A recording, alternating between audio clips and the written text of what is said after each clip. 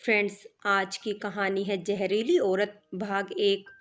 कलंकनी निकल जाए इस घर से। सास निर्मला ने अपनी बहू कनक को धक्का देते हुए कहा।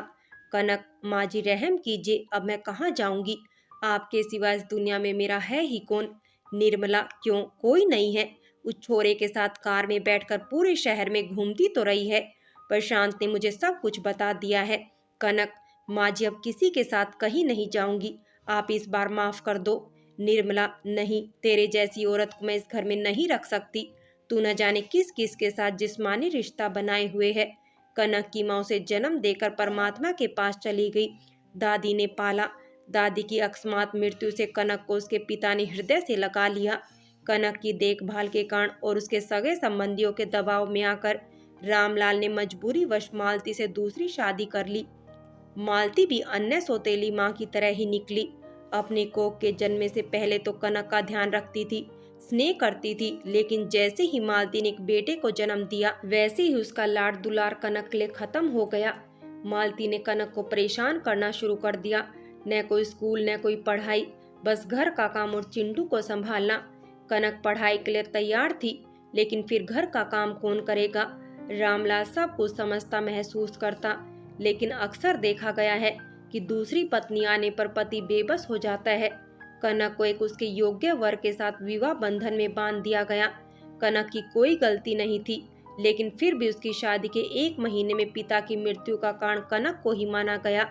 मालती ने स्पष्ट कह दिया, अब पीहर ससुराल सब वही हैं, इधर आने की कोई जरूरत नहीं है। पति की मृत्यु के बाद मालती हमेशा के लिए ससुराल से सब कुछ बेच बाच कर कहीं चली गई।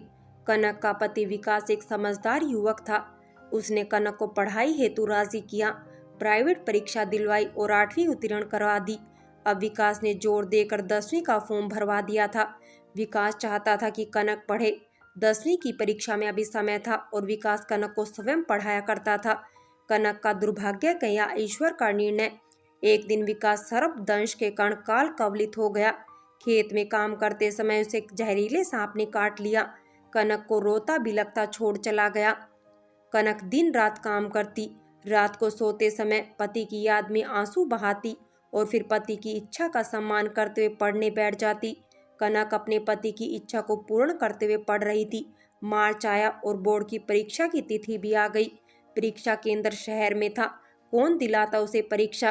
कनक ने पड़ोस के एक हम उम्र से अपने साथ परीक्षा देने ले जाने का निवेदन किया। वो स्वयं भी 10वीं की परीक्षा दे रहा था। कनक ने उसका पेट्रोल खर्च भी पहले ही दे दिया। 5 दिन की बात थी। एक दिन परीक्षा, फिर छुट्टी, फिर परीक्षा। इस तरह 2 पेपर हो चुके थे। तीसरे पेपर को देने के बाद कनक उस लड़के के साथ आ रही थी कि उसकी नीयत खराब हो गई।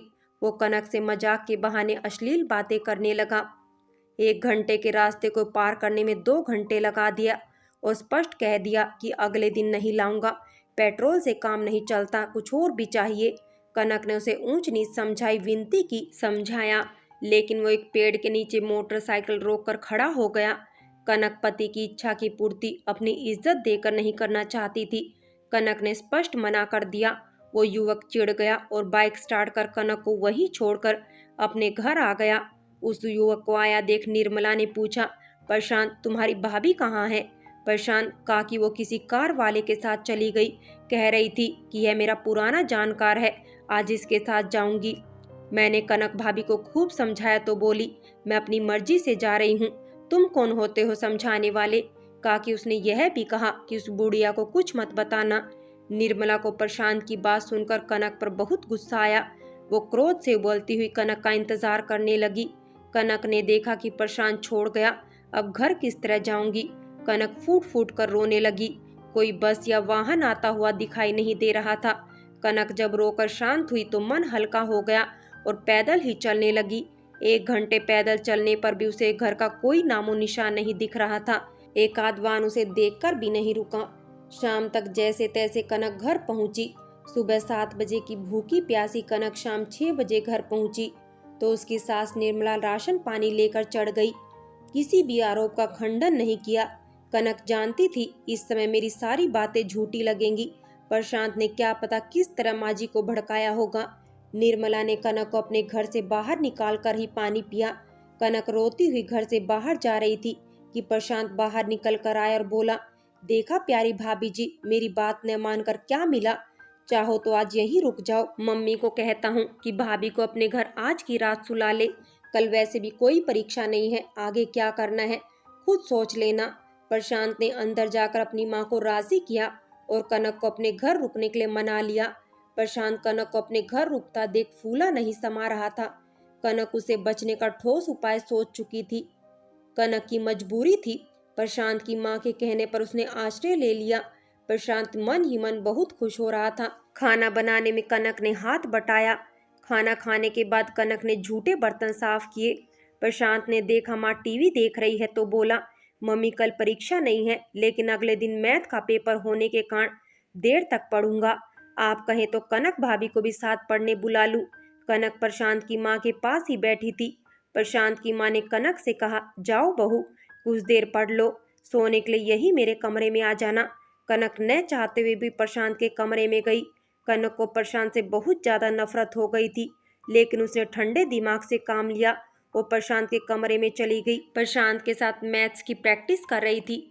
दिन भर की थकी हुई थी। उसकी आंखें नींद से बंद हुए जा रही थी। वो नींद की झपकी लेने लगी। प्रशांत ने देखा कि कनक तो सोने वाली है। आज के बाद क्या पता कब मौका मिले। प्रशांत, भाभी पढ़ नहीं रही हो क्या? कनक, नहीं, मैं सोना चाहती हूँ। प्रशांत, तो सो जाओ ना। कनक, यहाँ नहीं, आपकी मम्मी आ गई तो। प्रशांत का रोम रोम खिल गया। कनक की बात सुनकर प्रशांत की वासना अंगड़ाई लेने लगी। कनक ने प्रशांत से कहा, मैं अभी जाकर सोती हूँ। जब आपकी मम्मी सो जाएंगी तब मैं यहाँ आकर सो जाऊंगी। अगर हम दोनों छत पर चलकर सोएंगे तो किसी का डर भी नहीं रहेगा। प्रशांत मान गया। कनक चुपचाप नीचे आ गई। दिन भर की परेशान और थकी हुई थी। प्रशांत की माँ खराटे भर रही थी। कनक उसे सोती देख तुरंत ऊपर आ गई। प्रशांत के कमरे में पहुंच गई। नींद उसकी भाग चुकी थी। प्रशांत को इशारे से छत पर बुलाया। प्रशांत खुश होकर उसके पीछे पीछे छत पर चल दिया। कनक ने प्रशांत से कहा, मुझे नींद आ रही है, जल्दी से अपने कपड़े खोलो और जो इच्छा है उसे पूरी कर लो। प्रशांत ने तुरंत उसकी बात मानी। कनक ने उसके कपड़ों को छत पर से नीचे फेंक दिया। प्रशांत कुछ समझता उससे पहले कनक ने एक लात जमाई और प्रशांत छत से नीचे जा गिरा। उसकी हालत की चिंता न करते हुए कनक फुर्ती से उसकी माँ के पास आकर सो गई। छत के एक तरफ प्रशांत के कपड़े पड़े थे तो दूसरी ओर वो खुद घायल पड़ा था। कनक प्रशांत की माँ की पीठ से चिपक कर सो रही थी। प्रशांत का एक पैर टूट चुका था, सिर से रक्त बह रहा था, 3 दांत उससे अलविदा कह चुके थे। उसकी बाह मुड़कर लटक रही थी। प्रशांत की हालत इतनी खराब हो रही थी कि अगर रात भर इसी तरह पड़ा रहा तो यमदूत अपने ग्राहक को संभालने आ जाए। प्रशांत मुश्किल से घिसटता सरकता अपने घर के दरवाजे पर पहुंच गया। उसने आवाज देनी चाही, लेकिन आवाज नहीं निकल रही थी। प्रशांत ने बड़ी मुश्किल से एक पत्थर से दरवाजे को खटखटाया। कनक तो जाग रही थी, लेकिन वो क्यों बाहर जाए। कई बार खटखटाने के बाद कनक ने प्रशांत की माँ को जगाया। ताई जी, लगता है कोई दरवाजा खटखटा रहा है। प्रशांत की माँ ने कहा, कोई नहीं है, सो जा, तेरे ताऊ ससुर तो अभी ड्यूटी से अगले हफ्ते आएंगे। कनक ने उन्हें पुनः जगाया और कहा, ताई जी, आप एक बार देखो तो सही कौन है। अच्छी खासी नींद से जाकर कनक को डांटकर प्रशांत की महतारी जागी। बाहर निकलकर मुख्य दरवाजे को खोला और वस्त्र विहीन टूटे फूटे राजकुंवर प्रशांत को देख चीखी, हाय, ये क्या हो गया? तू किसकी गाड़ी के नीचे आ गया? तेरे कपड़े कहाँ हैं? तेरे शरीर से कितना खून बह रहा है? प्रशांत करा उठा। माँ ने उसे जैसे तैसे अंदर किया। उसके नंगे बदन पर एक चादर डाली। उसकी चोटों को देखते हुए एम्बुलेंस को कॉल किया। प्रशांत को अस्पताल में भर्ती किया गया। कनक को घर का ध्यान रखने की हिदायत देकर प्रशांत की माँ प्रशांत के साथ अस्पताल चली गई। कनक बाहर के अंदर के सारे दरवाजे बंद करके चैन की नींद सो गई। कनक ने बड़ी अच्छी नींद ली। सुबह प्रशांत की माँ आई और बताया कि प्रशांत की एक टांग काटनी पड़ेगी। उसके पिता भी छुट्टी लेकर आ रहे हैं। प्रशांत के पिता फौज में थे। अकेला प्रशांत घर का चिराग होने के कारण लाड़ प्यार में बिगड़ गया था। अक्सर यही होता है, इकलौती संतान माता पिता के प्यार का गलत फायदा उठाती है। प्रशांत के पिता ने अपनी पत्नी को यहाँ इसलिए छोड़ रखा था कि बेटा पढ़ लिख जाए।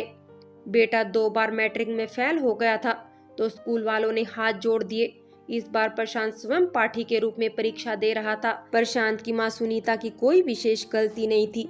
हर एक माँ को अपना बेटा प्रिय लगता है और सैनिक तो अपनी संतान को बिल्कुल भी कष्ट नहीं होने देते। पिता का डर था नहीं और माता उसे कुछ कहती नहीं थी, इसलिए प्रशांत गलत संगत में पड़ गया और बिगड़ गया। कनक ने सुनीता से कहा, आप रात भर की परेशान हैं, थोड़ी देर आराम कर लो, मैं अस्पताल जाकर प्रशांत देवर जी के लिए कुछ खाने के लिए ले जाती हूँ। 2-1 घंटे के आराम से आपका मन ठीक हो जाएगा। सुनीता ने कनक के सर पर हाथ फेरते हुए कहा, निर्मला तो निरी मूर्ख है, लक्ष्मी जैसी बहू को घर से निकाल दिया। कनक प्रशांत के लिए घर से दूध ले गई और अस्पताल पहुंच गई। कनक को देखकर प्रशांत करा उठा, कनक लो देवर जी, थोड़ा सा दूध पी लो। प्रशांत, तुम क्यों आई हो यहाँ? कनक, अपने देवर का हालचाल पूछने आई हूँ। प्रशांत ने दूध लेकर पी लिया। कनक, कितने पुर्जे बच गए, ये टांग, हाय राम, ये तो गई काम से। अब देवर जी, अब भी चाहो तो अपने कपड़े खोल दूं। क्यों, क्या बोलते हो? प्रशांत दर्द से करा रहा था, फिर भी बोला, मेरा मजाक बना रही हो, एक दिन इसका बदला जरूर लूंगा। कनक, एक दिन का इंतजार क्यों प्यारे देवर जी, आज ही ले लो बदला। अकेली स्त्री से कैसा डर।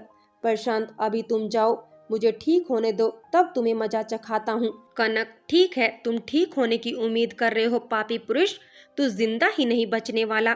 तूने एक महिला की इज्जत लूटनी चाही, तुमने तो कबला को जबरदस्ती भोगना चाहा। तू तो क्या, तेरे बाप को भी पछतावा होगा, इसे जन्म देकर कितना बुरा किया। मेरा जीवन तो वैसे ही व्यर्थ था, लेकिन तेरी जिंदगी में इतना दर्द होगा कि मौत मांगेगा, लेकिन मौत भी तुझे ठुकरा देगी। हाँ, अभी भी बच सकता है। तुझे मेरी सास के सामने सारी बात बतानी पड़ेगी, उसे अपने कर्मों की सच्चाई बतानी पड़ेगी। प्रशांत, तुम तो बहुत सीधी लगती थी, लेकिन अब ऐसा लग रहा है कि बहुत जहरीली औरत हो। कनक, मैं अब भी सीधी हूँ, लेकिन तेरे जैसे नागों के जहर को जला देती हूँ। तुझे जीना है मरना, खुद ठंडे दिमाग से सोचकर मुझे बता देना। बाय, चलती हूँ। कनक प्रशांत को उसकी औकात बताकर चली गई। घर जाकर कनक ने सुनीता को अस्पताल भेज दिया। अकेली रह गई तो अपने लिए खाना बनाया और खा पी कर नींद निकालने लगी। सुनीता को कनक से बहुत सहारा मिल रहा था। कनक प्रशांत को उसके किए की सजा देकर खुश थी। शाम को सुनीता ने कॉल कर कनक को समझा दिया कि वो अस्पताल में ही रुकने वाली है, इसलिए इंतजार न करे, खाना खाकर सावधानी से सो जाना। निर्मला को सुबह पता लगा कि पड़ोस का लड़का प्रशांत रात को छत से गिर गया है, तो उसे देखने अस्पताल गई। सुनीता ने कनक की प्रशंसा की तो निर्मला जल भुन गई। अस्पताल से आकर निर्मला कनक के पास गई। निर्मला, अब तो खुश है, यहाँ रहकर आराम होगा, तू यही तो चाहती थी, अच्छा अच्छा खाने को मिल जाए। कनक ने उसके मुंह लगना उचित नहीं समझा। अपनी सास को कोई जवाब नहीं दिया तो भुन भुना कर अपने घर चली गई। निर्मला भले ही कनक को भला बुरा कहकर आई थी, लेकिन उसे अपनी गलती का एहसास भी हो रहा था। निर्मला चाह रही थी कनक अब एक बार माफी मांगकर अपने घर आ जाए। फ्रेंड्स, बाकी की कहानी अगले भाग में देखें, और अगर कहानी अच्छी लगी हो तो लाइक करें, शेयर करें और प्यार भरी कहानी चैनल को सब्सक्राइब करें।